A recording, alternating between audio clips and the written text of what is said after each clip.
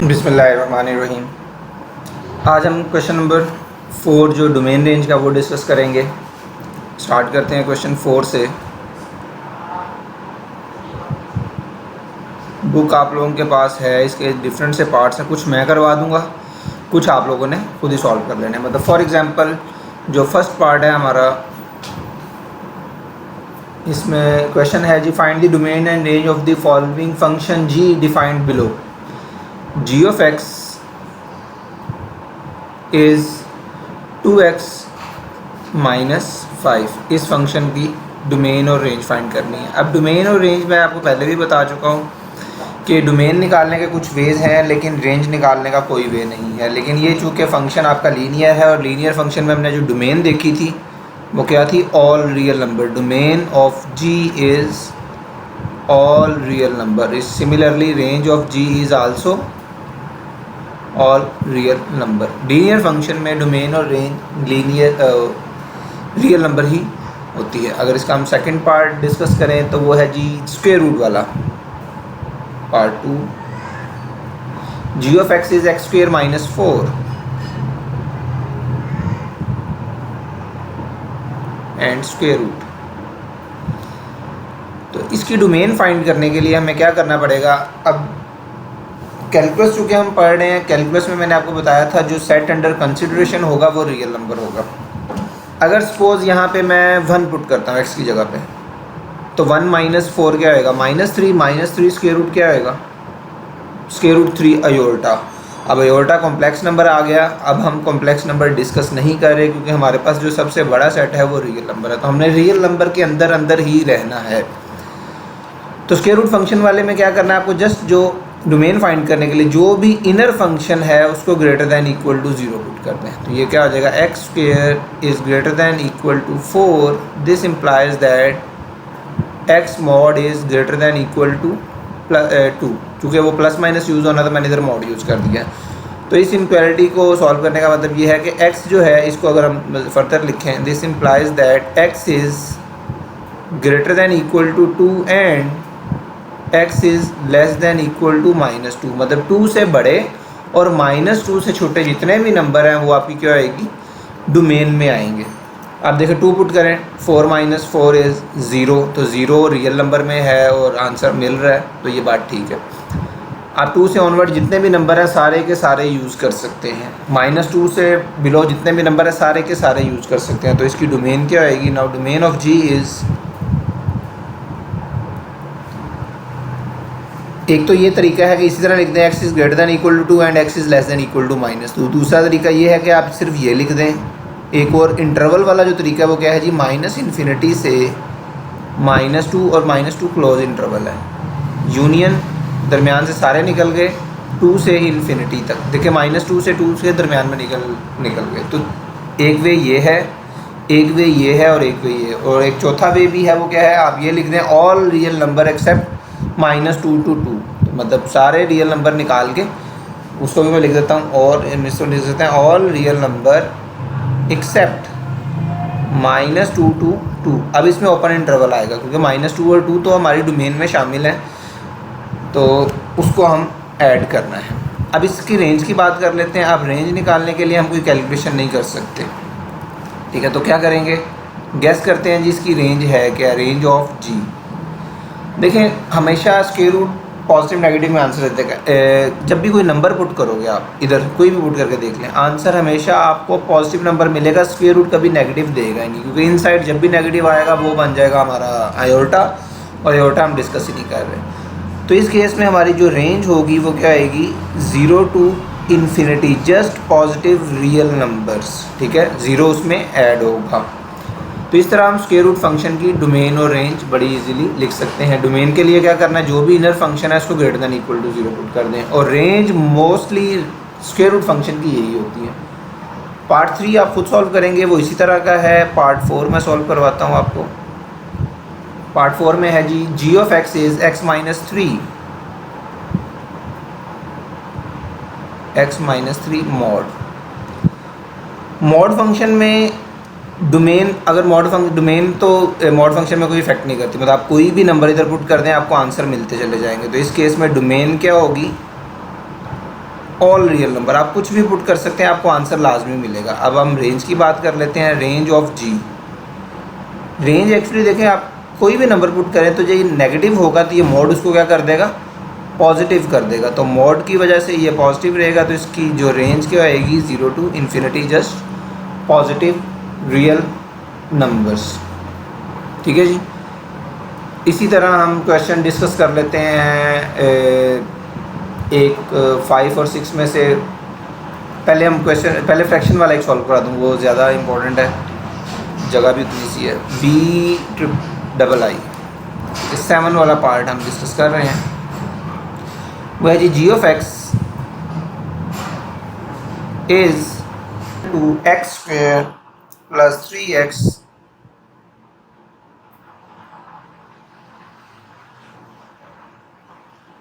Minus plus 2 divided by x plus 1। अच्छा, कुछ books में ये मिस्टेक की हुई है, वो -3x लिखा हुआ है। -3x हो या +3x, इससे डोमेन में कोई फ़र्क नहीं पड़ता, लेकिन प्लस वाले से हमें रेंज इजीली मिल जाती है। ठीक है, तो हम इसकी डोमेन की बात करना है। तो डोमेन रैशनल फंक्शन की कैसे फाइंड करते हैं, मैंने आपको रैशनल फंक्शन की डेफिनेशन में बताया था। वो पॉइंट फाइंड कर लें जिस पे डिनोमिनेटर क्या होता है, 0 होता है। तो डिनोमिनेटर को 0 पुट करें। 0 पुट करने के बाद यहाँ से x की वैल्यू क्या आ जाएगी, -1। तो ये वो वाला पॉइंट है जिसमें जो फंक्शन की वैल्यू है जो आपको नहीं मिलेगी। तो जिस पॉइंट पे फंक्शन की वैल्यू नहीं मिलती वो पॉइंट डोमेन में नहीं होता। तो ऑल रियल नंबर एक्सेप्ट -1, हम -1 निकाल देंगे। अब आ जाते हैं रेंज की तरफ। रेंज के लिए कोई वे नहीं है। ठीक है, ये मैं आपको पहले बता दूं। हाँ, रेंज इस तरह के फंक्शन में एक तरीका है जिसको आप शॉर्टकट भी कह सकते हैं, या जैसे भी, वो क्या करना है, आप इसके फैक्टर्स बना लें। फैक्टर्स क्या बनाएंगे, x², मैं ये रफ कर देता हूँ, x² प्लस 3x प्लस 2। तो इसके फैक्टर्स क्या बनेंगे, x plus 1 and x plus 2, यही होंगे ना। तो अब देखिए डिनोमिनेटर में हमारे क्या है, x प्लस 1 है, तो वो इससे कैंसिल हो जाएगा। डिनोमिनेटर जब x प्लस 1 कैंसिल हो जाएगा तो आपने ये जो पॉइंट डोमेन में से निकाला है वो जो बाकी फंक्शन है उसमें पुट कर देना, तो फिर रेंज आपको मिल जाएगी। तो इस केस में जब आप वो पॉइंट पुट करेंगे तो वो क्या आएगा, all real number except -1 plus 2 is 1। तो इस केस में रेंज आपकी ये वाली हो जाएगी। पार्ट 6 आप खुद करेंगे। जो पार्ट 5 और 6 है, पार्ट 5 पीस वाइज फंक्शन है, उसकी जो डोमेन है वो पूरी की पूरी रियल नंबर है, और रेंज के लिए आप वो जो एंड बाउंड्री पॉइंट्स हैं वो पुट कर लेंगे। मैं आपको एक क्वेश्चन करके सॉल्व करवा देता हूँ। Part 6, g of x is equal to x minus 1, 2x plus 1, x is less than 3 and x is greater than equal to 3। तो डोमेन पहले लिख देते हैं। डोमेन हमारी है जी, डोमेन ऑफ g। अब ये जो फंक्शन की ये जो बाउंड्रीज होती हैं ये एक्चुअली डोमेन में ही पार्ट होती हैं, x less than 3 and greater than equal to 3। तो डोमेन में तो सारे के सारे नंबर आएंगे, -इन्फिनिटी टू इन्फिनिटी, या आप इसको इस तरह ऑल रियल नंबर भी लिख सकते हैं। अब आ जाते हैं रेंज में। अब रेंज में देखिए फंक्शन पीस वाइज है, इसका मतलब 3 तक अलग है फंक्शन और लेस देन 3 तक अलग फंक्शन है। तो क्या करना है, जस्ट लेस देन 3 के लिए -इन्फिनिटी से जाएगा, तो -इन्फिनिटी से देखिए पॉइंट पुट करें, 3 -1 क्या आ जाएगा, 2 यूनियन। अब ये ग्रेटर देन है तो ये पॉजिटिव इन्फिनिटी तक जाएगा। इस केस में 3 पुट करें, 6 प्लस 1 इज 7 टू इन्फिनिटी। तो ये आपकी मिल जाएगी पीस वाइज फंक्शन की डोमेन और रेंज। नाउ क्वेश्चन नंबर 5,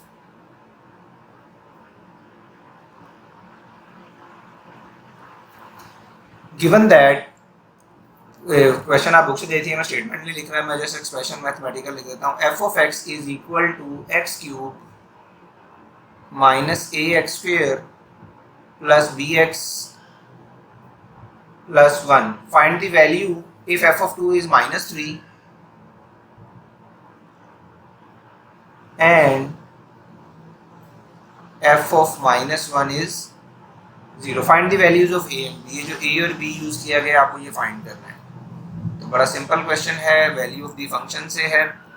तो जो गिवन है ये आपका x है, इसको x, ठीक है, जो गिवन है उनको यूज़ करेंगे हम, ठीक है। एफ ऑफ एक्स है और ये वैल्यूज हमें गिवन है, तो एफ ऑफ 2 इज -3, तो फंक्शन में पहले फंक्शन लिख देता हूँ मैं, f of x is x cube minus a x square plus b x plus 1। तो पहले एफ ऑफ 2 पुट कर दें, एक्स की जगह पे 2 रिप्लेस कर दें, जब 2 पुट करेंगे तो ये क्या आ जाएगा, 2 cube 8 minus 4a plus 2b plus 1।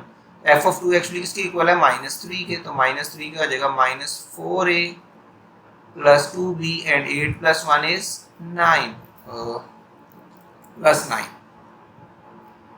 So -4a plus 2b is equal to -3 minus 9 is -12। तो इसमें से कुछ 2 कॉमन आ रहा है और -b है, कॉमन लेके कैंसिल कर दें, तो -2 से डिवाइड कर दो, तो -2 से डिवाइड करेंगे तो ये क्या हो जाएगा, 2a minus b is equal to, ये हो जाएगा +6।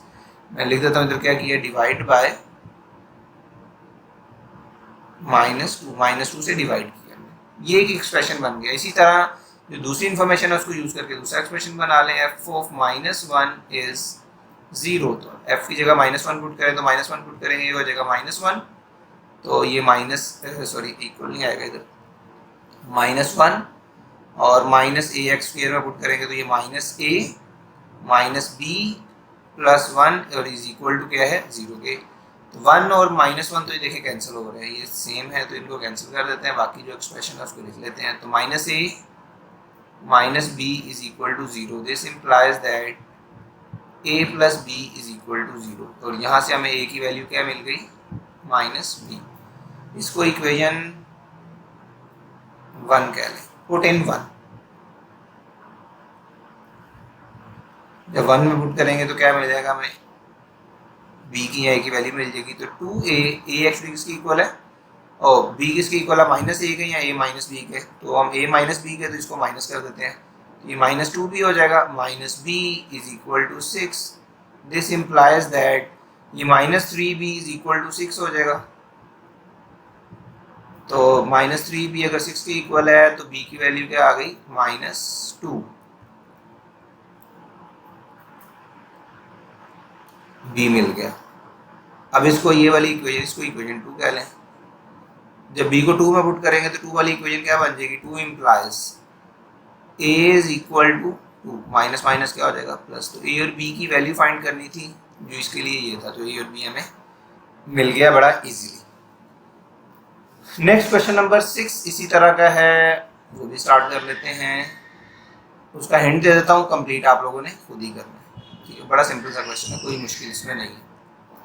एक्सप्रेशन स्टेटमेंट आप बुक से देखिएगा, stone falls from a height of 60 metre on a ground, height का फंक्शन दिया हुआ आपको, h of x is 40 minus 10x square. First part उसने कहा जी, what is the height of the stone, लिख देता हूं, what is the height of the stone, stone की हाइट क्या होगी। अब ए पार्ट दिया गया है 1 सेकेंड में, बी में दिया हुआ है आपको 1.5 और सी में दिया हुआ है 1.7 सेकेंड। तो जस्ट आपने क्या करना है,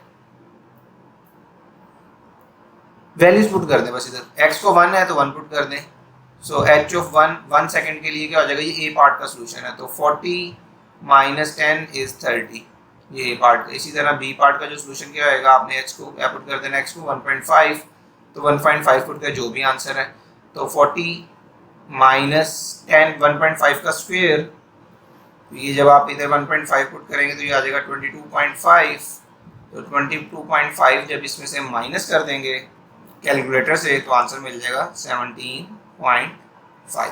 इसी तरह सी पार्ट भी आप सॉल्व कर सकते हैं, जस्ट h को 1.5 पुट करना है। पार्ट 2 ये थोड़ा डिफरेंट है, इसके लिए भी स्टेटमेंट लिख दूं, when does the stone strike the ground, when does the stone strike the ground, ground पे कब गिरेगा आके,